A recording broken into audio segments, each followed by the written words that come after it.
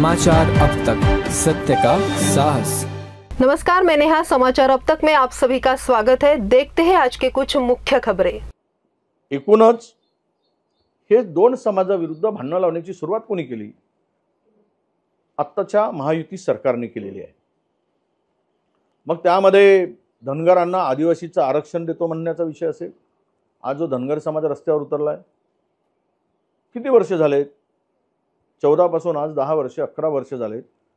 धनगर समाजांना आदिवासीचं प्रलोभन दाखवलं कोणी? आत्ताच्याच विद्यमान सरकारने दाखवलेलं आहे। हे काही लपून राहिलेलं नाही। आणि राहिला, ज्यावेळेस मी मंचावर गेलो होतो त्यावेळेस कुणबी मराठवाड्यातील ओबीसी मराठा समाजाच्या संदर्भात हैदराबाद गॅजेटमध्ये मराठा कुणबी असलेले 2800 नोंदी होते। मी विरोधी पक्षनेता होतो, अधिकृतपणे सांगतो। त्यामुळे तो विषय काढून की मी जे म्हणालो, ज्यांच्या नोंदी मराठा कुणबी आहेत हैदराबाद गॅजेटमध्ये, तर त्या नोंदीनुसार त्यांना प्रमाणपत्र किंवा ओबीसी मधून द्यायचं असेल तर अजिबात आमचा विरोध नाही। त्यांना दिलं गेलं पाहिजे। ही काल पण भूमिका होती, आज पण भूमिका आहे। आता मला हे कळत नाही की भुजबळ साहेबांना एवढा संताप माझ्या संदर्भातला काय यावा? मी म्हणालो, मी तर कधी काही विरोधात बोललोच नाही। त्यांच्या भूमिकेवरही प्रश्नचिन्ह उभा केला नाही। आता एवढंच म्हणालो मी, आता जरांगे हे जे पुराण चाललेलं आहे, तो जरांगे पुराण हा सुरू ठेवा, पण सरकार पुराण सुद्धा वाचलं पाहिजे ना। कारण जे आर कोणी काढला? सरकारने काढला, 2 सप्टेंबरचा जे आर। पण ते आम्ही सरकार पुराण वाचतच नाही। आणि जरांगे म्हणजे मराठा वर्सेस ओबीसी, आणि मूळ तुमच्या हक्कापासून वंचित करण्याचं काम, तुमच्यावर अन्याय करण्याचं काम।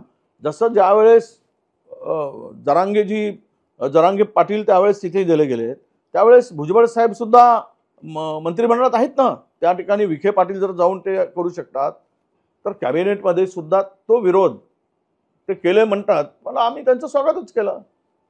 तर जरांगेच्या संदर्भात गुन्हा करून मी गेल्याचा एक व्हिडिओ करून हा आत्ता विषय काढण्याची गरज काय होती? तर त्यामध्ये नागपूरमध्ये निघालेला अफाट मोर्चा पाहिल्यानंतर भाजपाला भीती वाटली आणि आपल्या फॅक्टरीतील फेक नेरेटिव्हच्या फॅक्टरीतील एक नेत्याला पुढे करून मला टार्गेट करण्याचं काम केलं जात आहे। त्याबद्दल भुजबळ साहेबांचे मी मनापासून आभार मानतो, त्यांना मी धन्यवाद देतो। हे बघा, मी त्यावेळेस बोललो, आजही बोलतो, त्यावेळेस 2800 नोंदी होत्या। जरांगेंची भूमिका ही त्यावेळेस क्लिअर होती की ज्या नोंदी सापडल्या त्यांना कुणबी प्रमाणपत्र द्यावं ना ओबीसी मधून घ्यावं। म्हटलं येस, नो डाऊट, दिलं पाहिजे।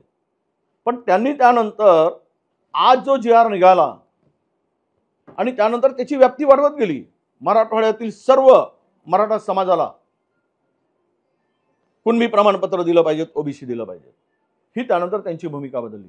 काही वेळेस मी विरोध केला, मला जाताना अनेकांनी त्यावेळेस शिव्या दिल्यात, त्यावेळेची भूमिका होती माझी। हे मी त्यावेळेस मुख्यमंत्री देवेंद्र फडणवीस होम मिनिस्टर असताना मी त्यांच्याकडे तक्रार द्यायला स्वतः गेलो होतो। मला शिव्या देत आहेत, मला धमकी मिळत आहेत म्हणून। त्यावेळेस भुजबळ साहेब नव्हते, मीच होतो, आणि मी माझी भूमिका स्पष्टपणे मांडलेली होती।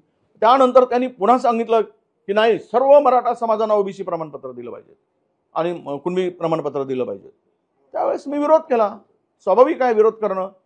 तुम्ही 2800 नोंदी भेटल्यानंतर जर तुम्ही देत असाल तर मी स्वागतच केलंय। पण त्याला धरून भुजबळ साहेब मला का टार्गेट करतायत? याचं कोड असं आहे की सरकारमध्ये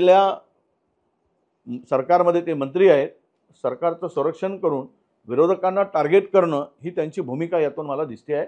हे पुन्हा मी सांगतोय।